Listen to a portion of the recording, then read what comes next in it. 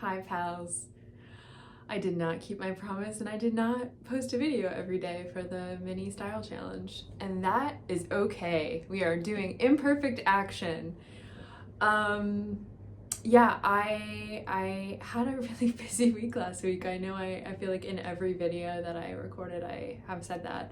But yeah, I had an off-site meeting that I had to go to for work on Friday. So this was my outfit. I think it fit the category of sassy. Like I mentioned in a previous video, I was originally thinking like sexy time when I put the sassy prompt in, but for me, I didn't have a date. I didn't have Valentine's Day evening plans. So my interpretation of sassy was I'm gonna wear something that is maybe not traditional in my STEM field of work. And I got a lot of compliments on it, and it felt really good to wear all pink for Valentine's Day. And I saw a pal and went to an art museum. It was lovely, but by the time I got home, it was dark, and I had to leave at like 7 in the morning, so I didn't have time to record a video. And then I was like, I'll for sure do it on Saturday. And I think I really burnt myself out on throughout the week last week. On Saturday woke up and I was like, whoa, I can't even focus on like eating my breakfast pastry and having coffee. I was just dead. So I removed my guilt of not showing up every day for the challenge because I showed up most days. And one of the things that I'm working on in my life is trying to avoid the all or nothing sort of mindset. I feel like the black and white thinking is really not helpful in so many situations in life. We live in the gray area, right? There's nuance to everything, and if I can show up most of the time and recognize when I need to rest, taking time to rest when I need it gives me more capacity for creativity and play in the long run in my life, instead of pushing past it because I set this arbitrary goal of posting on YouTube every day. I would rather listen to my body and recognize when I need rest and take it, and then come back when I'm ready. And that's what I'm doing today. So obviously I'm not in red or pink. As much as I love those colors, I feel like my baseline where I feel my best is with green and yellow, and I'm again in sweatpants. And for sake of the video, we're doing a leg lift. I'm in blue sweats with orange socks, and I feel really good. I feel great to be wearing sweats in colors that are not red and pink. But I had a fun time with the style challenge. It helped me get rid of some stuff in my closet. It helped me recognize like, oh, I'm holding on to those floral pants that I talked about maybe in the day 2 video. Yeah, I was holding on to them because I thought I wanted them, and they don't work for me, and that's okay. So it's time to move on from those pants. So I have an appointment at a consignment store in a couple of weeks, and I'll bring those and many other things to clear out some stuff from my closet. But I still wanted to do a little wrap-up video because I think that I got distracted by my neighbor bringing their trash can in. That's what I get for filming these videos when there's window in front and window on the side. Yeah, I think we had a great time in the challenge. It seemed like other folks enjoyed it, and that's all we can ask for, right? It's a challenge to kind of spark some creativity, spark some play, maybe get us reflecting on our wardrobes or our closets, or whatever form of creative play you used for this challenge, because you can create prompts that aren't just for clothes. Yeah, so thanks for being here. I am committed to showing up on YouTube at least once a week. I can't do every day, that was a lot, but I'm proud for doing most days of the week. And as spring comes and we have brighter days for longer, I feel like I'll have more energy. But I do want to just share a couple of projects that I'm doing that are sort of related to red and pink. But basically setting myself up for future videos for you.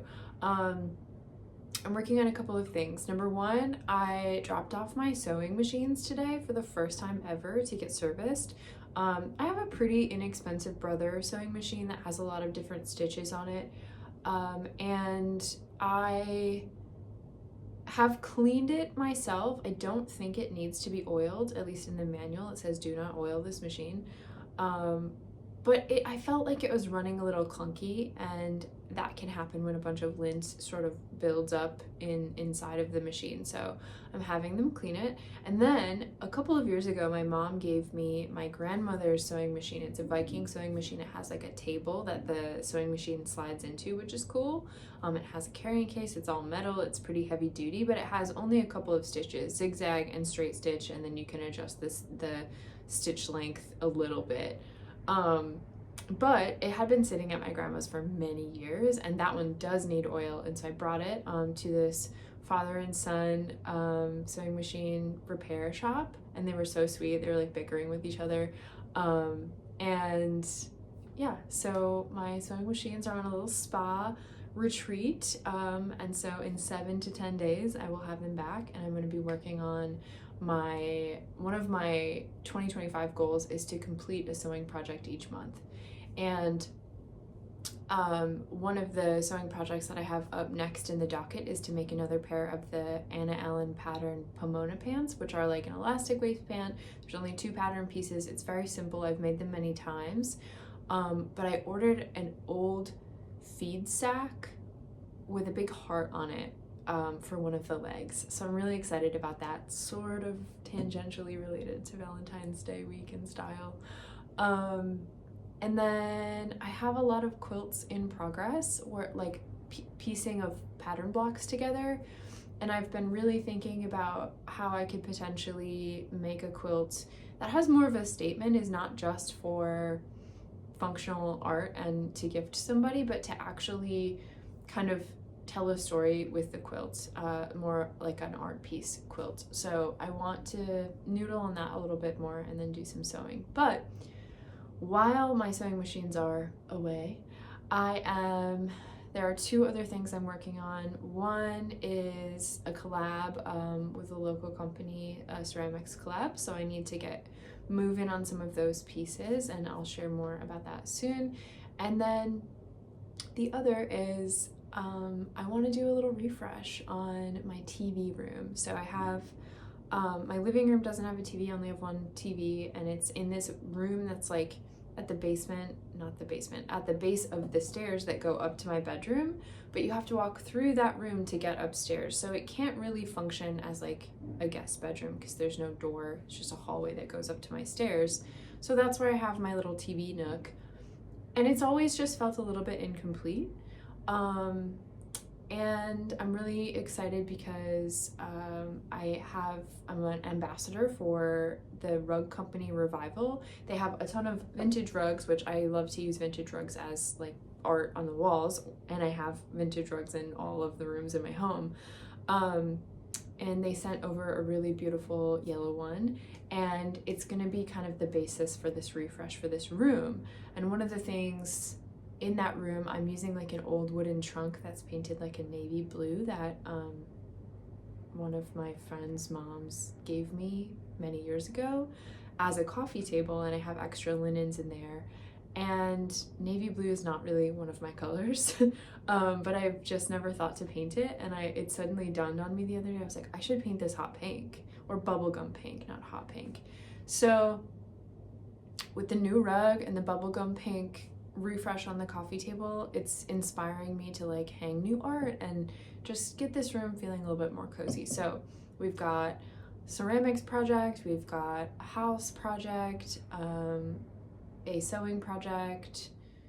Yeah, around this time of year, like as we exit winter and spring feels like it's coming and the days are sunnier and longer, I have a lot of creative energy, and it feels kind of like I'm getting moving again, like a seed in the ground is like agitated, like trying to like push through and have new growth. And always around this time of year, I feel that creatively. So I'm excited to harness some of that power. We're gonna call it power, and make some projects. And I'll share them with you. I probably will not share them as like DIY, here's what I'm doing, but perhaps sharing steps in the process and before and after videos. And that's what feels good to me right now. So thanks for being here. Thanks for understanding that creative rest is as important as creative play. And I hope if you're feeling any sort of burnout, that you rest when you need it. I will see you in the next video. It will at least be within a week. Bye.